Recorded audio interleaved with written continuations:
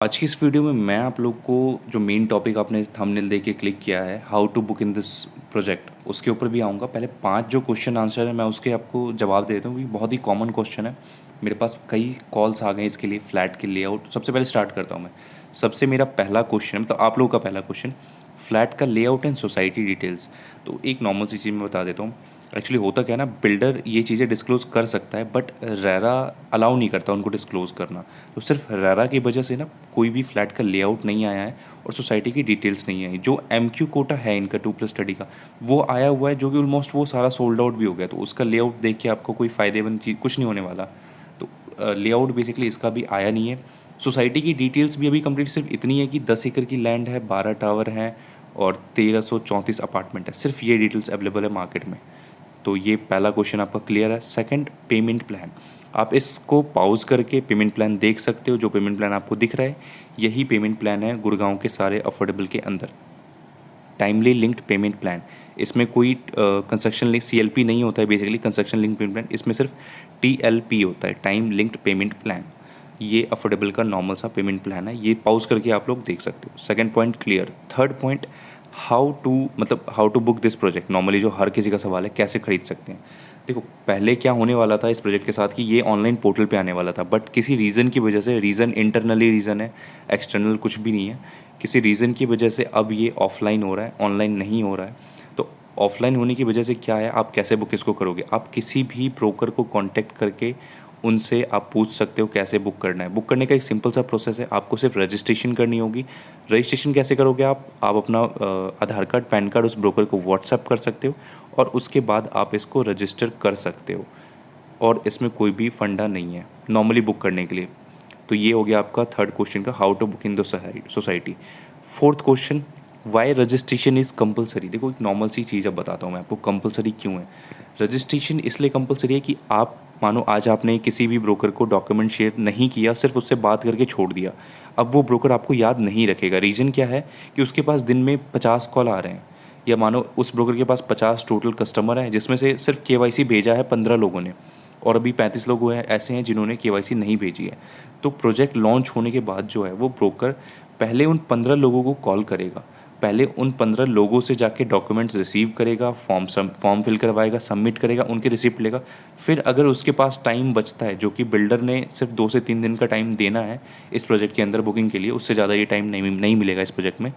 अगर किसी को नहीं पता तो मैं बता देता हूँ, GLS में सिर्फ 7 या 8 घंटे का टाइम मिला था हर ब्रोकर को कि वो इसमें फिल करवा सके। तो सेम कंडीशन इसमें भी होने वाली है। इसमें थोड़ी ज़्यादा मिलेगा टाइम, 2 से 3 दिन का टाइम देगा। तो इसके अंदर ब्रोकर 50 लोगों के पास नहीं जा सकता। जाएगा एक ही बेसिस पे कि उसके पास अगर किसी का आधार कार्ड, पैन कार्ड होगा, तभी वो उसके पास जाएगा और सारी चीज़ें, अपनी जो प्रोसेस है वो एग्जैक्टली करेगा। तो इसका एक सिंपल सा आपको समझ में आ गया रजिस्ट्रेशन क्यों कंपलसरी है। जिसको नहीं करनी कोई दिक्कत नहीं है, आप मत करो। जिसको करना है, आपके फ़ोन में ना, देखो जो भी बायर है, हर किसी के फ़ोन में एक ना एक ब्रोकर का नंबर होगा।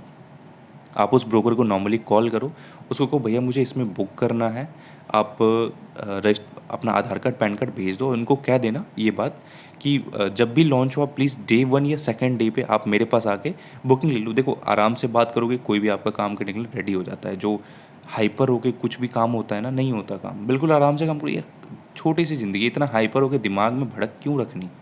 आराम से बात करो, सारे काम होते हैं। तो ये हो गया आपका फोर्थ क्वेश्चन, रजिस्ट्रेशन कंपलसरी क्यों। जिसको नहीं करनी कोई इशू नहीं है, आप मत करो।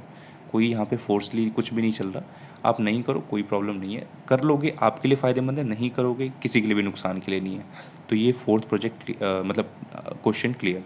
अब मैं फिफ्थ क्वेश्चन के ऊपर आता हूँ, जो बहुत इंपॉर्टेंट है। मेरे पास रियलिटी बताता हूँ, 60 से 70 कॉल आ गए इसी सवाल के लिए। कॉन्शियंट हैबिटेट वर्सेस आपका MRG द स्काईलाइन। देखो, एक नॉर्मल सी चीज़ बताता हूँ, ये जो कंपेयर वाली चीज़ है ना, आप लोग प्लीज़ इसको छोड़ दो।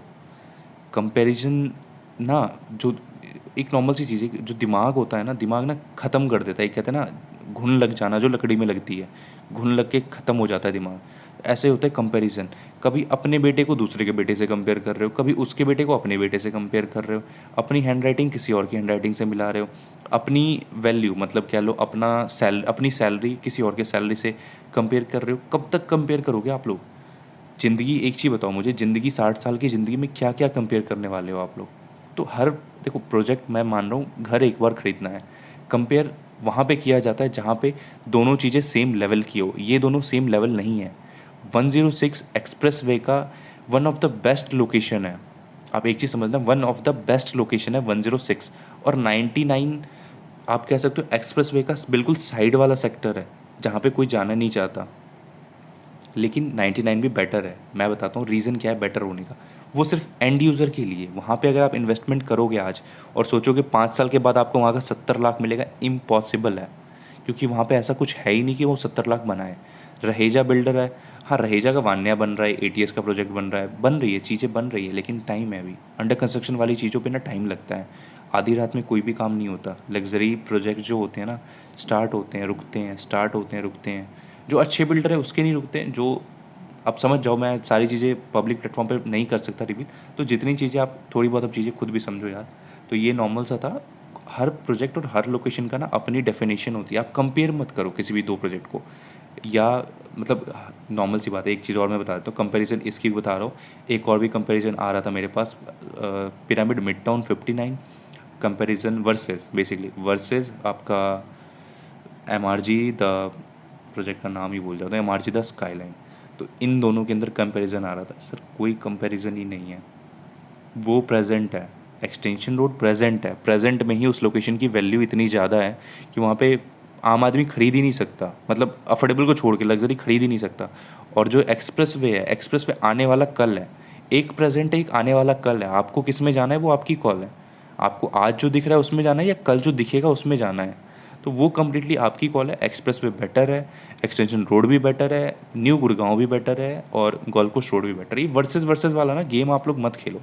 वीडियोस बहुत हैं यूट्यूब पे वर्सेस वर्सेस, दिमाग से ना निकाल दो चीज़ों को। क्योंकि बचपन से ना एक कहते हैं ना वो चाबी घुमाने वाली जो होती है जी सिस्टम, चाबी घुमा दिया जाता है वर्सेस वर्सेस। ये अपने आप को इससे कंपेयर करो, भैया उसने क्लास में टॉपर है वो, मैं भी टॉपर करूँगा। यार सबकी अपनी स्पेशलिटी होती है।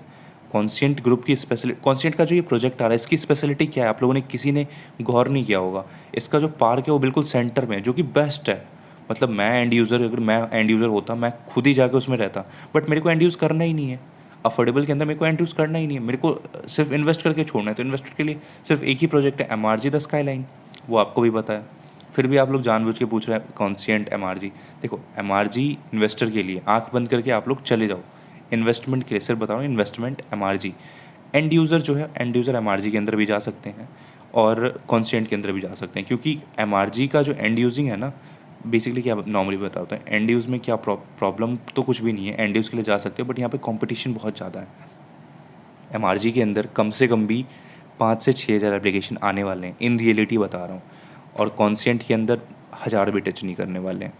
तो आप खुद ही समझ जाओ, जिसको रिस्क लेना है वो MRG में आ जाए, जिसको रिस्क नहीं लेना है वो कॉन्शियंट में जाके फ्लैट की चाबी ले और रहने चला जाए। सिंपल सा फंडा है। अब आगे से प्लीज़ आप दोनों, इन दोनों को कंपेयर मत करना, ये बेस्ट कौन है। देखो best location wise MRG best है, प्रोडक्ट वाइज कॉन्शियंट बेस्ट है रहने के लिए।